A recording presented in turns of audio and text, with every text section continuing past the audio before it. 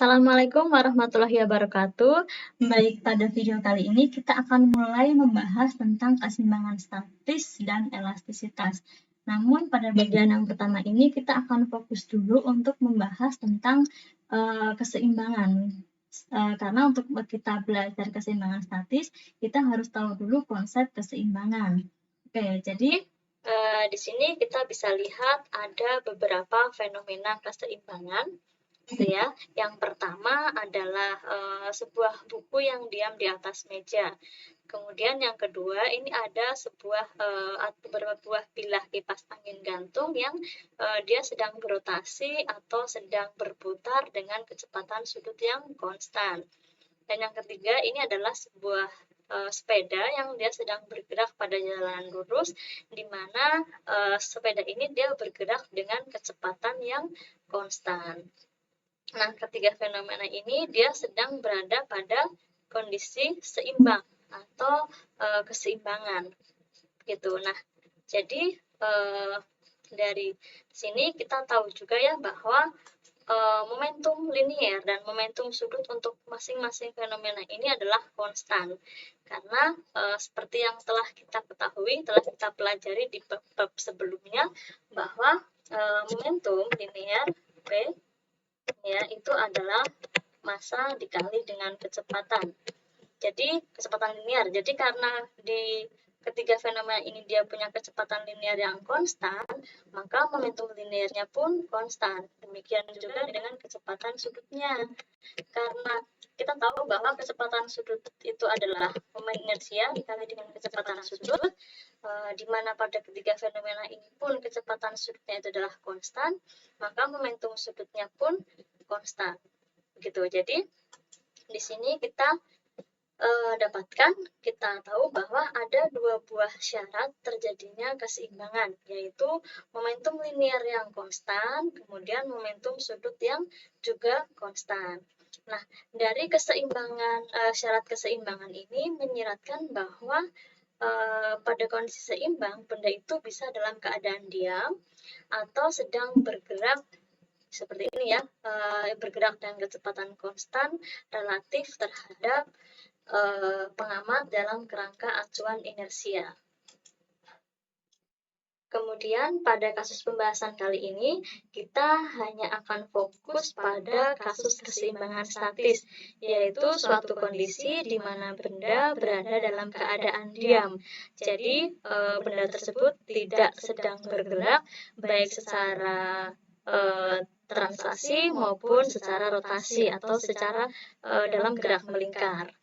Nah, dari tiga fenomena tadi yang sudah saya jelaskan di sebelumnya gitu ya, yang telah saya tunjukkan, yang berada pada kondisi keseimbangan statis hanyalah fenomena yang pertama, yaitu yang buku berada di atas meja. Yang ini ya, buku di atas meja. Karena dia yang diam, sedangkan dua yang lainnya dia sedang bergerak dengan kecepatan konstan. Kemudian contoh lain dari keseimbangan statis yaitu ini di sini saya contohkan sebuah batu yang dia diam terletak di atas batu yang lainnya. Meskipun di sini terlihat sangat genting gitu ya, hampir jatuh, tapi batu tersebut sedang berada pada kondisi keseimbangan yang statis. Kemudian banyak sekali gitu ya contoh lain dari benda-benda atau sistem yang berada pada keseimbangan statis. Misalkan bangunan-bangunan yang diam, jembatan, lemari yang sedang diam, dan lain-lain. Nah, mungkin timbul nih pertanyaan, tadi kan syarat keseimbangan itu ada dua, punya momentum linier yang konstan dan juga punya momentum sudut yang konstan. Lalu bagaimana syarat terjadinya keseimbangan yang statis? Baik, kita akan lihat satu persatu ya, kita akan merujuk dari yang tadi syarat keseimbangan kan ada momentum linier konstan, jadi P dan L-nya, P dan momentum sudutnya ini konstan. Gitu ya. Padahal kita tahu bahwa gaya itu merupakan perubahan dari momentum linier terhadap waktu. Dan Karena momentum linear di sini konstan, berarti tidak ada perubahan ya. Berarti perubahannya sama dengan 0, maka total gaya yang bekerja pada sistem atau benda tersebut pun akan sama dengan 0. Jadi di sini F total, semua gaya atau totalan gaya yang bekerja pada benda itu bernilai 0. Nah, inilah yang dikatakan bahwa benda tersebut berada pada keseimbangan gaya, berada pada kondisi keseimbangan gaya, yaitu sigma F-nya sama dengan 0. Total gaya yang bekerja pada benda itu sama dengan 0. Nah, kemudian tentu juga masih ingat ya bahwa momentum linearnya ini konstan. Kita tahu bahwa hubungan antara momentum dengan torka atau torsi di sini adalah torsi merupakan perubahan momentum terhadap waktu. Karena sama seperti yang momentum linear tadi, karena momentum sudutnya itu konstan, berarti kan tidak ada perubahan momentum. Perubahannya sama dengan 0. Itu artinya torsi yang dialami oleh benda itu pun akan sama dengan 0. Nah, untuk kasus torsi sama dengan 0, torsi total ya, jadi jumlahan semua torsi yang dialami oleh benda tersebut ini yang dikatakan sebagai sistem berada pada keseimbangan torsi.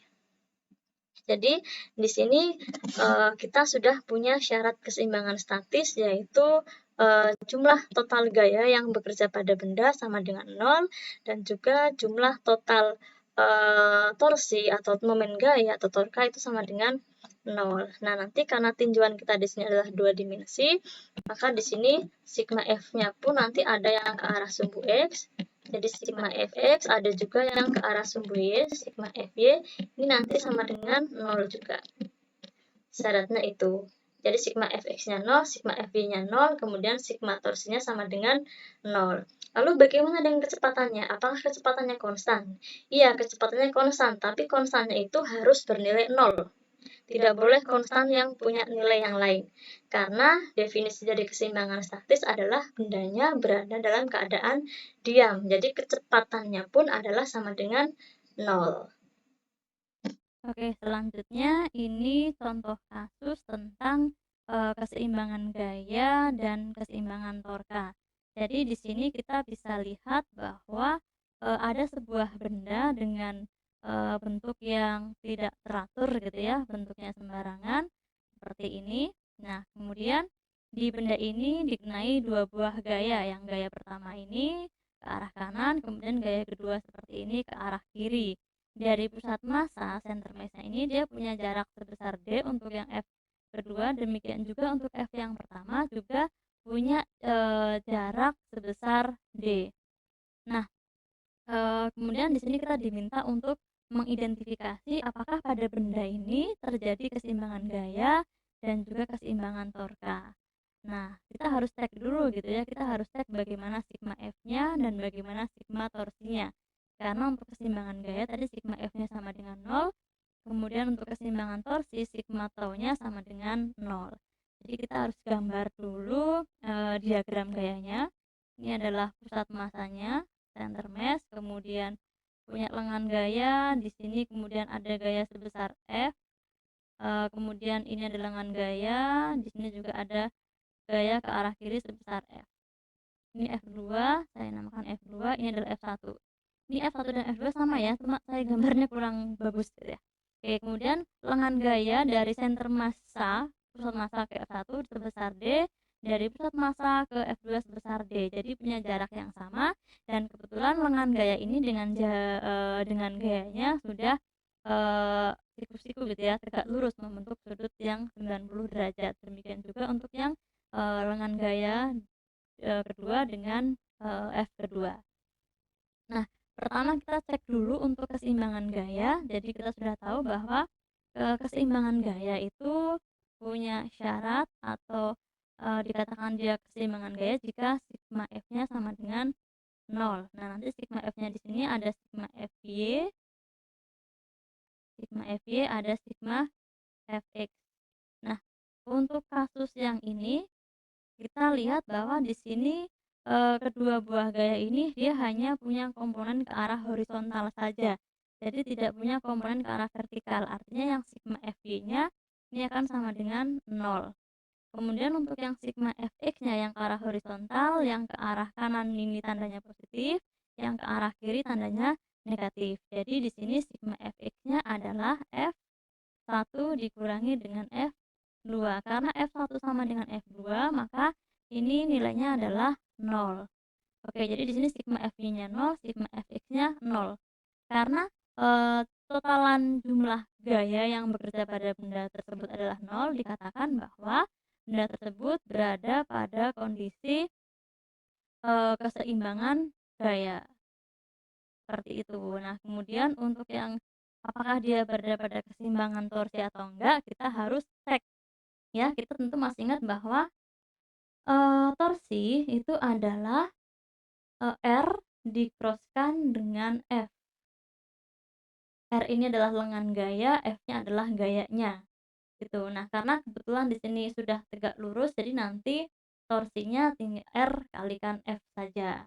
Oke, jadi karena ada dua buah gaya yang bekerja juga, maka di sini sigma tau-nya dengan pusat massa atau dengan pusat rotasi di titik CM. Jadi sigma tau CM ini adalah jumlahan dari torsi 1, yaitu lengan gaya 1 di sini D dikalikan dengan F1 dijumlahkan dengan torsi yang kedua, yaitu D dikalikan dengan F2.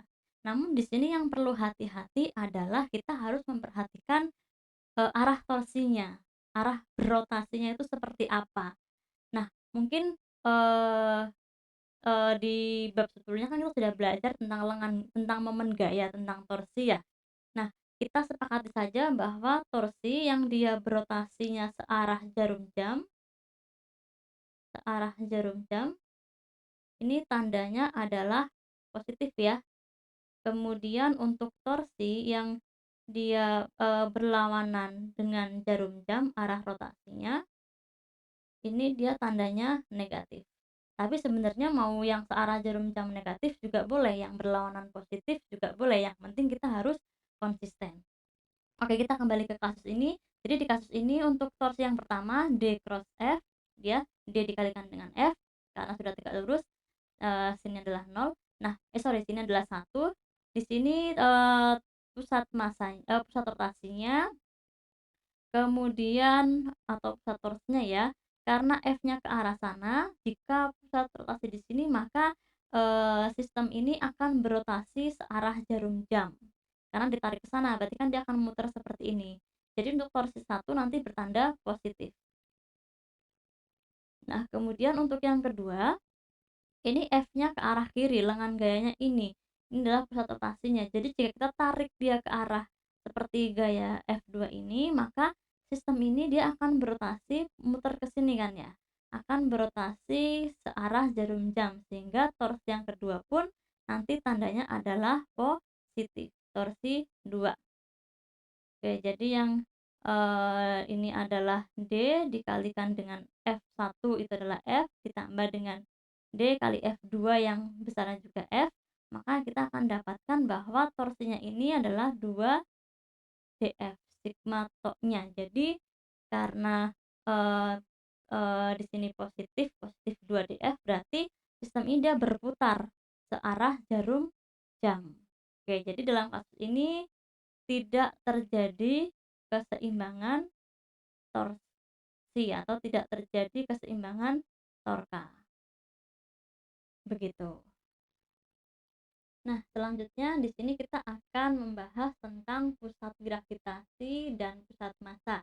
Jadi, ketika kita berbicara mengenai benda tegar, kita harus mempertimbangkan salah satu jenis gaya, yaitu gaya gravitasi yang dialami oleh benda tersebut. Dan kita harus tahu di mana titik dari gaya ini. Nah, gaya gravitasi pada suatu benda tegar ini merupakan jumlahan vektor gaya gravitasi yang dialami oleh masing-masing elemen atau atom penyusun dari benda tersebut. Nah, misalkan di sini untuk gambar yang bawah ya, di sini kita bisa lihat bahwa ini adalah untuk yang pertama ini Ini adalah gaya gravitasi yang pertama, berada pada koordinat x1 dan y1. Kemudian elemen yang kedua punya gaya gravitasi sebesar F2 atau M2 kali G2. Dia berada pada koordinat x2, y2. Kemudian pada elemen yang ketiga ini terdapat gaya gravitasi sebesar M3 kali G3. Dia berada pada posisi koordinat x3 dan y3. Nah, eh, pada kasus ini atau kasus tentang pusat gravitasi ya, dengan mempertimbangkan seluruh elemen dari individu dari gaya gravitasi ini, kita dapat mengatakan bahwa gaya gravitasi yang bekerja pada suatu benda tegar ini secara efektif bekerja pada satu titik yang dikenal sebagai pusat gravitasi benda. Nah, di sini dituliskan sebagai CG, Center of Gravity. Jadi pusat dari gravitasi benda adalah di sini ya, dengan mempertimbangkan semua elemen individu yang terdapat pada benda ini. Nah, jika sebelumnya kita sudah belajar juga ya tentang pusat massa, center mass gitu ya, di mana ketika ada elemen di titik X1 Y1 dengan massa M1, kemudian ada di posisi X2 Y2 dengan massa M2, ada di posisi koordinat X3 Y3 dengan massa 3. Nah, ini juga sama. Pusat massanya ini merupakan eh, gabungan ya gitu antara semua elemen-elemen massa yang tersebar pada benda ini. Nah, untuk menghitung pusat massanya adalah ini XCM, ini masing-masing massa dikalikan dengan posisinya, kemudian dijumlahkan gitu ya dengan M1 X1, M2 X2 ditambah M3 X3 dibagi dengan jumlah semua massanya. Nah, kalau nanti kita mencari koordinat yang y-nya, YCM-nya berarti juga sama gitu ya. Nanti ini adalah M1 X1 Y1 ditambah M2 Y2 ditambah M3 Y3 dan seterusnya, atau saya tuliskan sebagai M I Y dibagi dengan sigma masanya gitu. Nah, ternyata sampai sekarang yang kita ketahui ini, yang kita imani adalah kita berasumsi bahwa pusat gravitasi itu bekerja di pusat massa.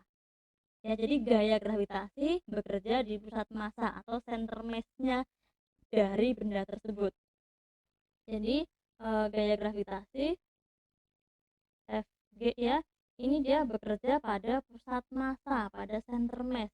Ini artinya apa? Ini artinya bahwa pusat gravitasi juga berada di pusat massa. Berarti Cg ya,